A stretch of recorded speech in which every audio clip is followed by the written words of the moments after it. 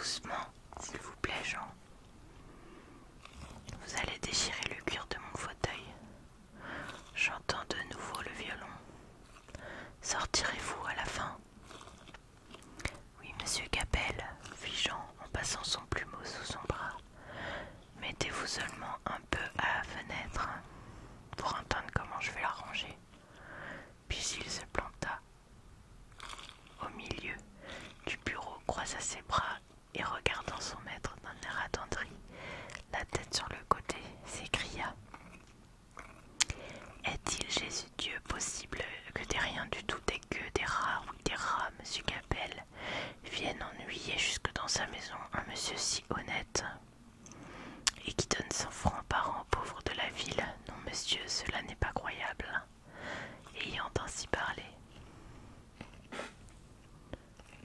Jean se dirigea lentement du côté de la porte, les bras croisés et le nez en terre, avec de petits hochements de tête, comme un homme qui médite sur ce qu'il vient de dire. Mais au moment de sortir, il releva les yeux et interpellant son maître: Ainsi donc, monsieur Capel, je lui dirai de votre part. Qu'est-ce qu'il faudra dire, s'il vous plaît, monsieur? Jean, attendez un peu, cria en ce moment une joyeuse voix de petite fille. Et Hélène, que tout le monde appelait Linge, dans la maison, entra en sautillant dans le bureau de son père. Oh, la jolie enfant! Elle avait 10 ans, les joues roses, les cheveux blonds, les yeux bruns, et sa grande tresse serrée dans des nœuds de soie bleue battait son dos comme une gerbe d'épices dressées. Père, supplia-t-elle, un petit sou pour le joueur de violon qui est devant la porte de la maison. Jean ira le lui porter.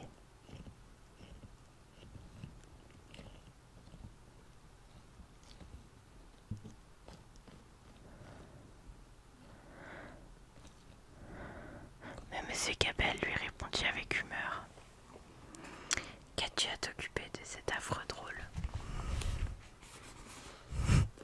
De cet affreux petit drôle, pardon. J'en ai assez de sa manivelle. Ah, père, il est si gentil, fit l'enfant en joignant les mains très doucement, et il joue si bien.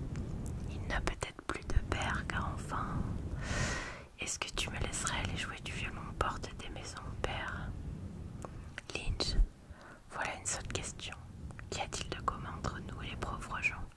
Tu es la fille de Jacob Capel, de la maison Capel et compagnie.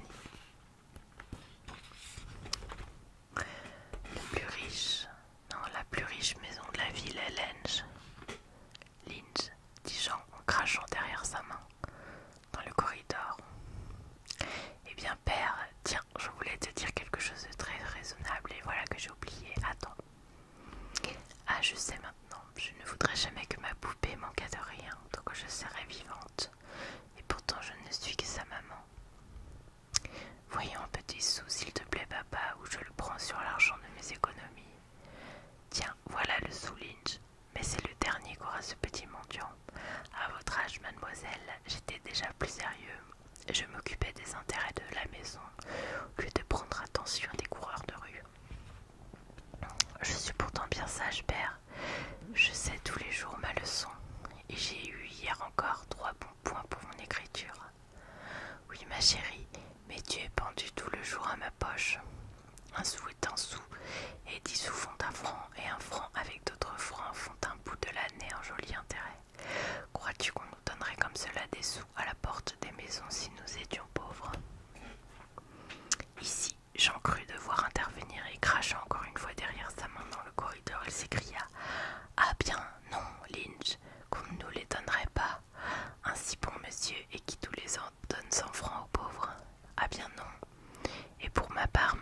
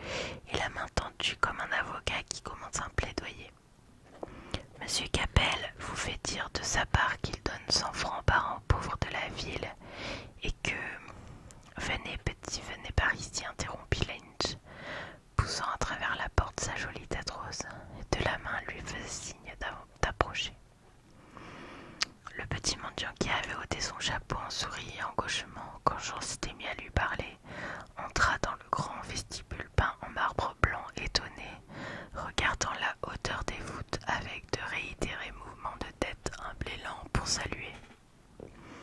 Jean ferma la porte, examina le garçon des pieds à la tête, et tout à coup indigné montra Lynch et s'écria: savez-vous bien à qui vous parlez? À Lynch, la fille de monsieur Capel. Et monsieur Migang, le notaire lui-même, n'est pas plus riche que monsieur Capel, quoique son cocher est un frac avec de l'argent dessus. Mais l'enfant avait posé le doigt sur les haillons du musicien.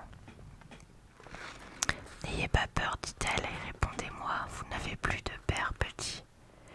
Il fixait à présent les yeux sur la pointe de ses pauvres vieux souliers, haussant les épaules doucement pour montrer qu'il ne comprenait pas. Puis par contenance, un poing sur sa hanche, il se mit à siffler dans ses dents d'un air à la fois timide et résolu. Bon, c'est un sourd-muet, s'exclama Jean, j'ai vu ça de suite. Voyons, répondez, n'est-ce pas que vous êtes sourd-muet? Comment voulez-vous qu'il soit sourd-muet, Jean, puisqu'il chantait hier en jouant du violon? Alors le jeune garçon mit son instrument sous son menton et ouvrit la bouche comme s'il s'apprêtait à chanter. Mais Lynch posa la main sur l'archet et lui dit: moi j'aime le violon, mais mon papa ne l'aime pas. Je vous ai demandé si vous n'aviez plus de papa, est-ce que vous ne m'avez pas compris? Il leva sur Lynch de beaux grands yeux noirs, tout comme du velours, et haussa de nouveau ses épaules. Mais cette fois, un triste sourire plissait le coin de sa petite bouche bien formée. Ah, s'écria tout à coup Lynch gaiement, frappant ses mains l'une dans l'autre. Il veut dire qu'il n'est pas du pays. D'où viendrait-il, Jean? Jean fit alors le tour du jeune garçon, les mains derrière le dos, levant et abaissant son long nez de travers pour mieux voir les habits du petit mendiant, et une grimace dédaigneuse plissait le bas de sa grosse figure bien nourrie. Tenez, lui dit Lynch, j'ai demandé à mon père un sou que voici, et j'y joins 3 sous qui m'appartiennent. Cela vous fait 4 sous pour vous acheter un gâteau, car c'est la Noël ce soir. J'ai bien encore 20 sous dans ma tirelire, mais j'ai promis de les donner à la vieille Catherine. Amusez-vous bien, une autre fois je vous montrerai ma poupée. Vous ne la connaissez pas, elle a coûté 20 francs, c'est une poupée très jolie.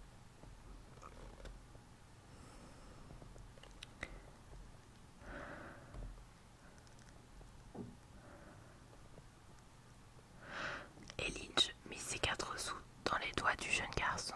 Il eut un beau geste reconnaissant. Et de la main dans laquelle Lynch avait glissé les sous, il frappa sa poitrine avec tant de vivacité qu'elle le regarda pour savoir s'il ne s'était pas fait de mal. Il baissa aussitôt les yeux et une grosse larme coula sur ses joues pâles, tandis qu'il portait son argent à la bouche et le baisait religieusement. Il poverello, cria-t-il tout à coup d'une seule voix avec une grande énergie. Et glissant très vite son violon sous son menton, il posa l'archet sur les cordes et ouvrit la bouche en regardant en l'air, la tête sur l'épaule. Est-ce que je continue? Est-ce que j'arrête? Telle est la question. Peut-être on peut lire jusqu'à la fin du... On va voir. On va lire encore un petit peu, d'accord? Lynch, cria une voix dans l'escalier, et Mina la bonne parut dans le corridor tout essoufflée. Que faites-vous ici, Lynch? Je vous cherche dans toute la maison. Est-il permis de faire courir ainsi les gens? Dieu du ciel, mon corset vient de craquer, je serai obligée de remettre une agrafe. Mais elle, tout à son admiration, voyez Mina, quel gentil petit garçon. C'est le même qui nous a suivis dimanche quand nous sommes allés, Nell et moi, à la boutique de monsieur Pouf, le marchand de volailles. Car vous étiez retourné ce jour-là chez vos parents, Mina. Il jouait du violon en nous suivant. Nell a voulu le chasser en lui montrant son poing, mais il n'a pas eu peur de Nell, et seulement il a mis son violon sous son bras. Ne trouvez-vous pas qu'il est bien gentil, Mina? Comment pouvez-vous trouver gentil un affreux petit garçon, sale, noir, mal